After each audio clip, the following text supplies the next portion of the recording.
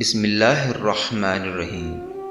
تمام معزز ناظرین کو حسن نذیر کا تہہ دل سے سلام ہو۔ ناظرین، ایک تاجر کی بیوی بہت سمجھدار تھی۔ اللہ تعالیٰ نے اس کو نیکی بھی دی تھی اور حسن و جمال بھی دیا تھا۔ اس کا خاوند سفر کے لیے کسی دوسرے شہر جاتا تھا۔ کچھ دنوں کے وقفے سے اسے اس شہر جانا پڑتا ہے، وہاں اسے رہنا پڑ جاتا ہے۔ اب اس کی بیوی نے یہ محسوس کیا کہ اس کے خاوند کا قیام وہاں زیادہ ہونے لگا ہے، لہٰذا اسے احساس ہوا کہ کہیں اس نے وہاں دوسرا گھر تو نہیں بنا لیا۔ چنانچہ اس نے اپنی اعتماد والی ایک خادمہ سے کہا کہ تم اس کے پیچھے جاؤ اور دوسرے شہر میں جہاں رہتا ہے وہاں ہمسایوں سے جا کر معلومات حاصل کرو۔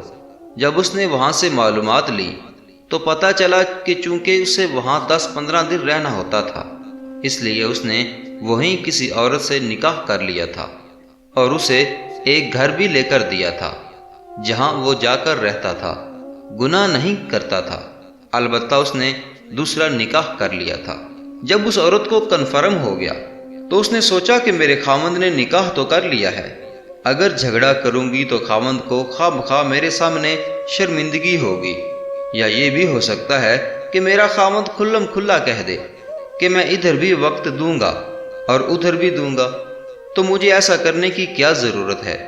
جو محبت کی مساوات میرے اور میرے خاوند کے درمیان ہے، کیوں نہ میں اسی کو برقرار رکھوں؟ یہ سوچ کر اس نے پردہ رکھنے کا ارادہ کر لیا۔ چنانچہ وہ اپنے خاوند کے ساتھ اسی محبت کے ساتھ رہتی رہی، حالانکہ اسے یقین تھا کہ جب یہ دوسرے شہر میں کاروبار کے لیے جاتا ہے تو وہاں اس کی دوسری بیوی بھی موجود ہے۔ اللہ کی شان کہ کچھ مہینوں کے بعد خاوند کی وفات ہو گئی۔ جب خاوند کی وفات ہوئی تو اس کا جتنا سرمایہ تھا وہ سارے کا سارا اسی بیوی کے پاس تھا۔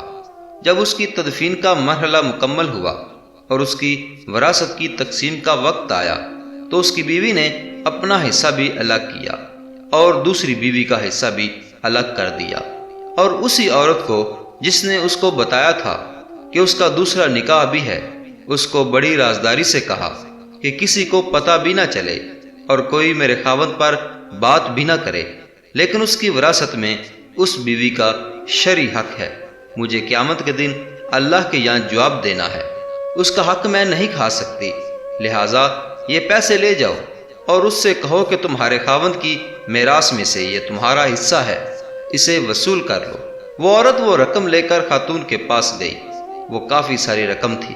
اس نے جا کر اس سے بات کی کہ اس کے خاوند کی وفات ہو گئی ہے اور اس کی بیوی نے اس کی وراثت میں سے تمہارا حصہ نکالا ہے، کیونکہ تم بھی آ کر اس کی بیوی ہو۔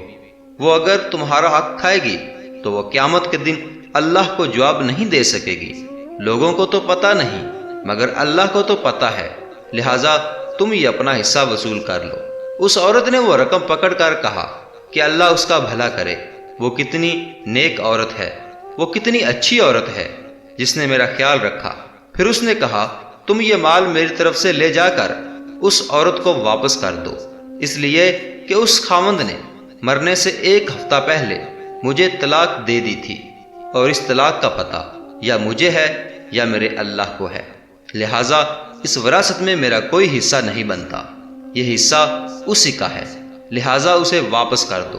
یہ تعلیمات کون سا طریقہ زندگی دے رہا ہے؟ ناظرین اکرام، یہ دین اسلام دے رہا ہے۔ دنیا کو تو معلوم نہیں کہ حقیقت کیا ہے، لیکن جب دل میں خوف خدا ہوتا ہے تو پھر لوگ ایک دوسرے کے حقوق کا خیال رکھتے ہیں۔ اللہ پاک ہمیں بھی ایک دوسرے کے حقوق کا خیال رکھنے کی توفیق عطا فرمائے، آمین ثم آمین۔